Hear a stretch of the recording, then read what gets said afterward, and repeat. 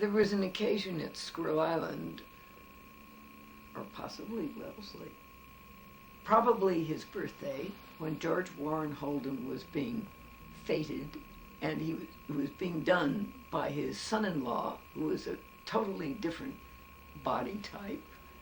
His son-in-law being your grandfather. My grandfather, who is reserved, laconic, very British in his kind of inability to express emotion, dressed up to look like his father-in-law.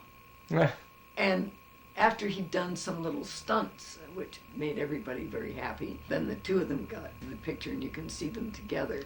That's my grandfather. And this my is great-grandfather. This is a picture of George Warren Holden playing cards, I guess, with his son-in-law, my grandfather. And if there were ever two men who looked different in their style and behaved differently, it was these two. And I think you can see it, you can feel it in that picture. Mm-hmm. I mean, nobody in that class of people at Squirrel Island ever would have sat like that, put his hat on like that, or done any of those things, you know. And I didn't tell you about the story going to Alaska. No. All right.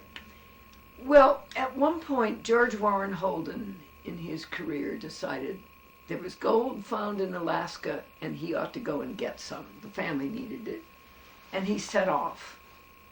And a big fuss was made about his going, and everybody was quite amazed that he would do it and so forth. And I think he got as far as South Dakota or North Dakota. He brought back some interesting Blackfoot Indian dolls and other things. He was gone for many months, and when he came home, they had a party for him. His younger daughter, Anna, she was the mainspring of this, having written a complete parody of Hiawatha by Longfellow, all about the whole saga of George Warren Holden going to Alaska and coming home and so forth. And it was all done in Longfellow style. And apparently it was hilarious. I had it read to me when I was a teenager, a young, maybe 12 or something like that. And I never found out whatever happened to it, so I have no copy of it. So the text of this thing disappeared? Yeah. Unless my cousin Pete would have it, and I could write him and see, but I don't know. They had, in addition to that, bought a very funny statue of a hobo, a tramp, in the 10-cent store, which my grandmother showed me, and looked suspiciously like her father. Mm-hmm. And they had it suitably draped. The poem was read, the cover was pulled off, and there was this hobo there. It was apparently a sensation.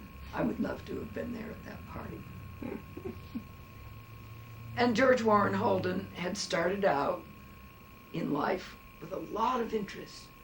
He used to take his older daughter, Harriet, my grandmother, on trips to hunt for trilobites. Yeah, fossils and... Fossils, right. And my grandmother had a bunch of trilobites. I don't know what became of them because she gave some to me. But anyway, he was always interested in things. He lived in Dayton, Ohio, and guess what? Only after my grandmother died did I find out that she and the Wright brothers were good friends, and when grandfather went back with her on a visit to Dayton, the Wright brothers put on a party for grandmother and grandfather. Is that right? And nothing was ever said to me in all those years. And my mother mentioned it very casually, you know, and I thought, wow. I'm not sure whether my grandmother was born in Erie, Pennsylvania, or in Dayton, Ohio. They weren't but Massachusetts people. No, but they got to Springfield somehow early. Grandmother went to Springfield High School. But she was back in Dayton a lot, and the family came out of Erie, Pennsylvania, and that's where Samuel Carter, the black grandfather on her mother's side, comes from. Or you're saying there are two black sources in her family, is that what you're saying? Yes. One on, at least one ancestor on her father's side and one on her mother's side. Mm-hmm. And what was interesting, when my mother gave me the photographs, because I asked for them and I said, I don't believe this. And then I looked at the pictures of him and decided I did believe it. Mm-hmm. I started looking at the pictures of the grandmother, and I was shocked. Which grandmother? My mother's grandmother. Uh-huh. Because she looked like so many Brazilian women I knew, and it was, a very attenuated black look again. So this is... And my mother had never thought of that. She thought it was only her grandfather. She never even thought of it. Look at the picture, and I'll show you some pictures. Yeah, and take a look at it, and look at the nappy hair. Okay, now who is this? George Warren Holden's wife, who was the mother of my grandmother. She looks a lot like your grandmother there. Yeah, and talk about nappy hair. I mean, my grandmother used to have me cut off one little round thing she had in the back of her neck. Every summer, I would be called in a couple of times during the summer to cut this off. Nothing was ever said about it, but just, would you cut this for me, Cindy? And I did. This is your grandmother's mother, Anna Charlotte Hulbert. Yes. And this is her father. Is that right? Yes, and that's... Egbert Nelson Hulbert. Right. Okay. This is your grandmother's mother. And her mother's name was Harriet Carter Hulbert. Okay, Harriet Carter. So on this side, this is her mother. So we have here her mother, Harriet Carter Hulbert. Right. Okay. This is your grandmother's mother again, Anna. Yeah, Annie Charlotte Hulbert. Annie Charlotte Hulbert, the mother and the little sister. Right. These are the parents of Harriet Carter Hulbert. Right. So these are actually your grandmother's great-grandparents. Yes. So that's Samuel Carter, born probably in Erie, Pennsylvania, but reputed to be part of the Carters of Virginia. Mm-hmm. And his wife, Nancy Paxton, about whom there is absolutely zilch. There's nothing of who she was. To you, he's the one who has either black blood or Indian blood or something, right? Yeah, probably both. Of course, it's very hard to judge people, as my mother pointed out. They lost their teeth young, they didn't have false teeth, and so they aged in a funny way early in life, so it's often hard to make out ethnic things, which you could do probably better if they were better taken care of. But you certainly see some things here that you don't expect to see in standard Anglo faces. I don't know a great deal about my great-grandmother, Annie Charlotte Hulbert, but she was reputed to have been a very difficult woman, especially in her old age. In fact, if I think of my grandmother was pretty difficult, and my mother in her own way, and I'm wondering what's going to happen to me. But in any case, my grandmother ended up saving her patrimony from her father. She had her husband invested for Anna because Anna's husband didn't have any sense about money and of course went through their patrimony immediately.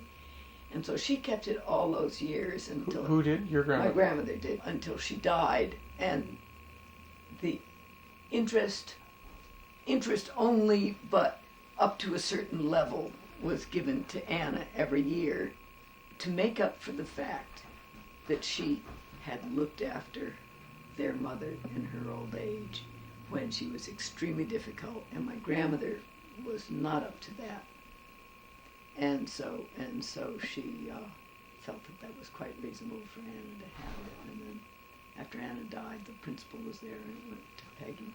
So this was your grandmother here, and this was her mother. These two pictures are her. And this is your Peggy. mother, Peggy. Yeah, right. What year would that be? Because Peggy's a newborn, more or less. Well, she was born in 1896. Of course. 100 years ago. We're just about to have her 100th. Birthday. So this picture's 100 years old.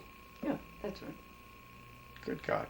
I think the mother was a very handsome woman, but again, extremely difficult.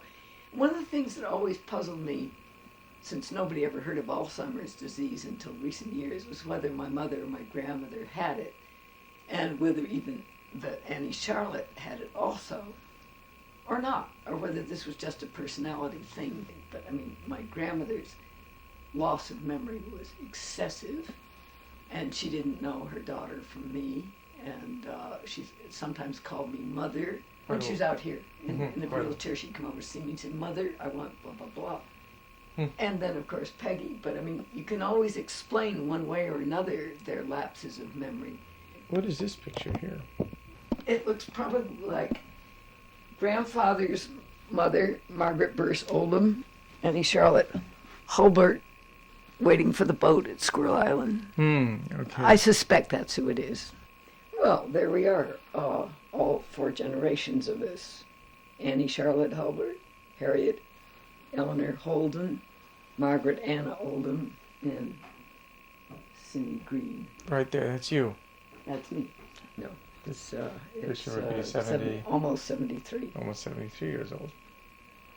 Wow, I've always liked that picture. Striking photograph. Yeah. And that's Uncle Adam and me.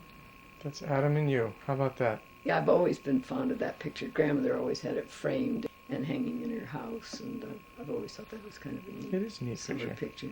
Yeah. The thing I notice, though, about this picture is how different she looks when she's older. She seems to have less of the characteristics of her face that she had all her life, and I think this probably has to do with teeth and things like that. And these are pictures of you and your grandmother at Squirrel Island, right? Yes. Here's a picture of Hulbert. He's the one that I never met. But my mother always liked him. They were always very good friends. Hulbert, this is your grandmother's brother. Yes, older brother. So he has the same kind of hangout easy style as his father. Oh, yeah. He's so like it. There were some pictures of him. Well, that's maybe the one I'm thinking of. Where you see just the way he hangs out is just totally different from anybody else in the family. So who's next to him? His sister? It's hard to say. Maybe just a young woman he knew. I think he was kind of a ladies' man. And who's here? Margaret A. Oldham and Hulbert. Yeah.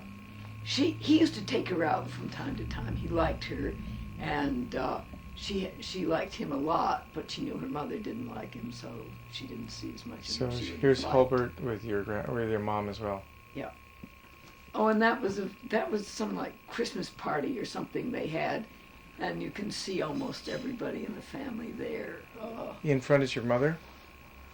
I think so, and then I think probably there's Miles. And her grandmother's back here. Yes. Okay. After Anna's wedding. Yeah. Okay. So they were all there, and then. Right, and then this is Robert Holden, I think. That was my mother's cousin. I don't know whether that's Hulbert's or Miles's son. I mean, we're back to this thing about grandmother, I think, having a lot of hostility against him because he manifested certain characteristics. He looked more black than others. Not only looked, but acted. I think she wouldn't have minded the looks. Mm-hmm. I think it was his acting, and it was his style. And, what was delightful in her father was suddenly reprehensible in her brother. This is a picture of Sweetbriar, that house that great-grandfather built. And there was some party going on there in the evening. All these are pictures of Sweetbriar, but that one. Oh, that's a nice shot. Oh, they had a lot of good times there. This was a family that did. Yeah.